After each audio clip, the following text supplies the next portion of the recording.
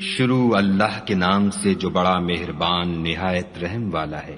صاد، قسم ہے قرآن کی جو نصیحت دینے والا ہے کہ تم حق پر ہو، مگر جو لوگ کافر ہیں وہ غرور اور مخالفت میں ہیں۔ ہم نے ان سے پہلے بہت سی امتوں کو ہلاک کر دیا تو وہ عذاب کے وقت لگے فریاد کرنے اور وہ رہائی کا وقت نہیں تھا، اور انہوں نے تعجب کیا کہ ان کے پاس انہی میں سے ہدایت کرنے والا آیا، اور کافر کہنے لگے کہ یہ تو جادوگر ہے، جھوٹا۔ کیا اس نے اتنے معبودوں کی جگہ ایک ہی معبود بنا دیا؟ یہ تو بڑی عجیب بات ہے۔ تو ان میں جو معزز تھے وہ چل کھڑے ہوئے اور بولے کہ چلو اور اپنے معبودوں کی پوجا پر قائم رہو، بے شک یہ ایسی بات ہے جس سے تم پر شرف و فضیلت مقصود ہے۔ یہ پچھلے مذہب میں ہم نے کبھی سنی ہی نہیں، یہ بالکل بنائی ہوئی بات ہے۔ کیا ہم سب میں سے اسی پر نصیحت کی کتاب اتری ہے؟ نہیں، بلکہ یہ میری نصیحت کی کتاب سے شک میں ہیں، بلکہ انہوں نے ابھی میرے عذاب کا مزہ نہیں چکھا۔ کیا ان کے پاس تمہارے پروردگار کی رحمت کے خزانے ہیں جو غالب اور بہت عطا کرنے والا ہے؟ یا آسمانوں اور زمین اور جو کچھ ان میں ہے ان سب پر انہی کی حکومت ہے، تو چاہیے کہ رسیاں تان کر آسمانوں پر چڑھ جائیں۔ یہاں شکست کھائے ہوئے گروہوں میں سے یہ بھی ایک لشکر ہے۔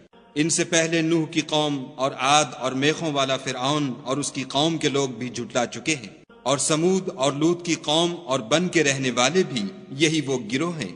ان سب نے پیغمبروں کو جھٹلایا تو میرا عذاب ان پر آ واقع ہوا، اور یہ لوگ تو صرف ایک زور کی آواز کا جس میں شروع ہوئے پیچھے کچھ وقفہ نہیں ہوگا انتظار کرتے ہیں، اور کہتے ہیں کہ اے ہمارے پروردگار ہم کو ہمارا حصہ حساب کے دن سے پہلے ہی دے دے۔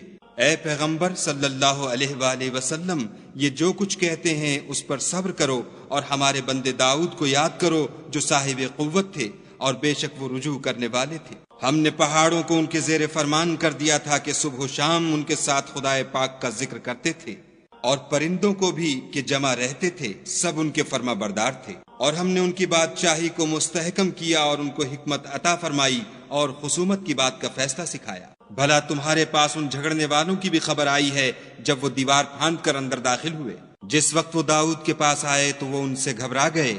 انہوں نے کہا کہ خوف نہ کیجیے، ہم دونوں کا ایک مقدمہ ہے کہ ہم میں سے ایک نے دوسرے پر زیادتی کی ہے، تو آپ ہم میں انصاف سے فیصلہ کر دیجیے اور بے انصافی نہ کیجیے گا، اور ہم کو سیدھا رستہ دکھا دیجیے۔ کیفیت یہ ہے کہ یہ میرا بھائی ہے، اس کے ہاں 99 دمبیاں ہیں اور میرے پاس ایک دمبی ہے۔ یہ کہتا ہے کہ یہ بھی میرے حوالے کر دے، اور گفتگو میں مجھ پر زبردستی کرتا ہے۔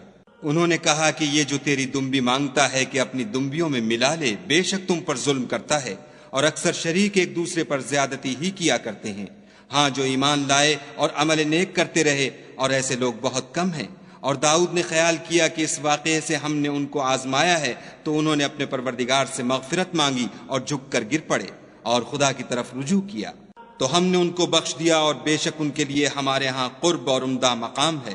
اے داؤد، ہم نے تم کو زمین میں بادشاہ بنایا ہے، تو لوگوں میں انصاف کے فیصلے کیا کرو، اور خواہش کی پیروی نہ کرنا کہ وہ تمہیں خدا کے رستے سے بھٹکا دے گی۔ جو لوگ خدا کے رستے سے بھٹکتے ہیں ان کے لیے سخت عذاب تیار ہے کہ انہوں نے حساب کے دن کو بھلا دیا۔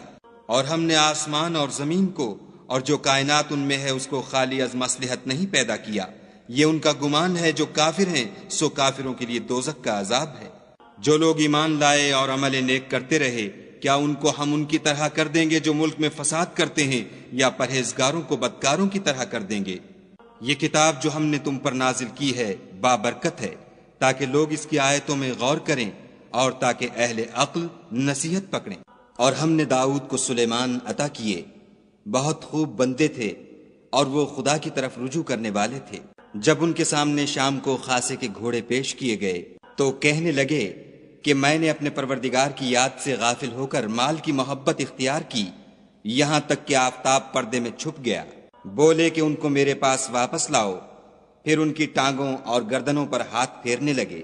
اور ہم نے سلیمان کی آزمائش کی اور ان کے تخت پر ایک دھڑ ڈال دیا، پھر انہوں نے خدا کی طرف رجوع کیا اور دعا کی کہ اے پروردگار مجھے مغفرت کر، اور مجھ کو ایسی بادشاہی عطا کر کہ میرے بعد کسی کو شایع نہ ہو، بے شک تو بڑا عطا فرمانے والا ہے۔ پھر ہم نے ہوا کو ان کے زیر فرمان کر دیا کہ جہاں وہ پہنچنا چاہتے ان کے حکم سے نرم نرم چلنے لگتی، اور دیووں کو بھی ان کے زیر فرمان کیا، یہ سب عمارتیں بنانے والے اور غوطہ مارنے والے تھے۔ اور اوروں کو بھی جو زنجیروں میں جکڑے ہوئے تھے۔ ہم نے کہا یہ ہماری بخشش ہے، چاہو تو احسان کرو یا چاہو تو رکھ چھوڑو، تم سے کچھ حساب نہیں ہے، اور بے شک ان کے لیے ہمارے ہاں قرب اور عمدہ مقام ہے۔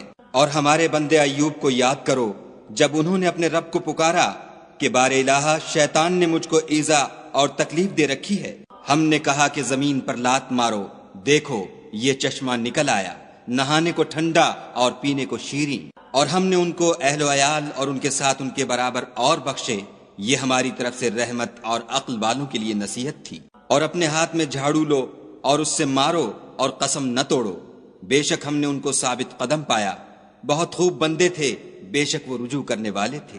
اور ہمارے بندوں ابراہیم اور اسحاق اور یعقوب کو یاد کرو جو قوت والے اور صاحب نظر تھے، ہم نے ان کو ایک صفت خاص آخرت کے گھر کی یاد سے ممتاز کیا تھا، اور وہ ہمارے نزدیک منتخب اور نیک لوگوں میں سے تھے۔ اور اسماعیل اور الیسع اور ذوالکفل کو یاد کرو، وہ سب نیک لوگوں میں سے تھے۔ یہ نصیحت ہے اور پرہیزگاروں کے لیے تو عمدہ مقام ہے۔ ہمیشہ رہنے کے باغ جن کے دروازے ان کے لیے کھلے ہوں گے، ان میں تکیے لگائے بیٹھے ہوں گے، اور کھانے پینے کے لیے بہت سے میوے اور شراب منگاتے رہیں گے، اور ان کے پاس نیچی نگاہ رکھنے والی اور ہم عمر عورتیں ہوں گی۔ یہ وہ چیزیں ہیں جن کا حساب کے دن کے لیے تم سے وعدہ کیا جاتا تھا، یہ ہمارا رزق ہے جو کبھی ختم نہیں ہوگا۔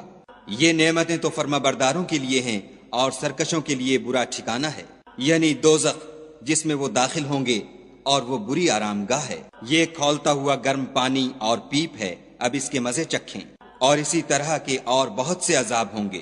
یہ ایک فوج ہے جو تمہارے ساتھ داخل ہوگی، ان کو خوشی نہ ہو یہ دوزخ میں جانے والے ہیں، کہیں گے بلکہ تم ہی کو خوشی نہ ہو، تم ہی تو یہ بلا ہمارے سامنے لائے ہو، سو یہ برا ٹھکانہ ہے۔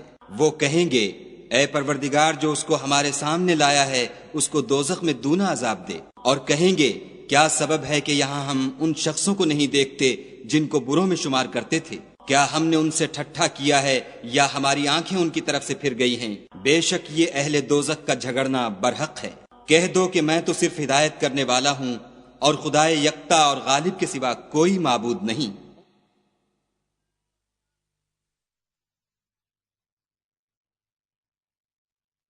جو آسمانوں اور زمین اور جو مخلوق ان میں ہے سب کا مالک ہے، غالب اور بخشنے والا۔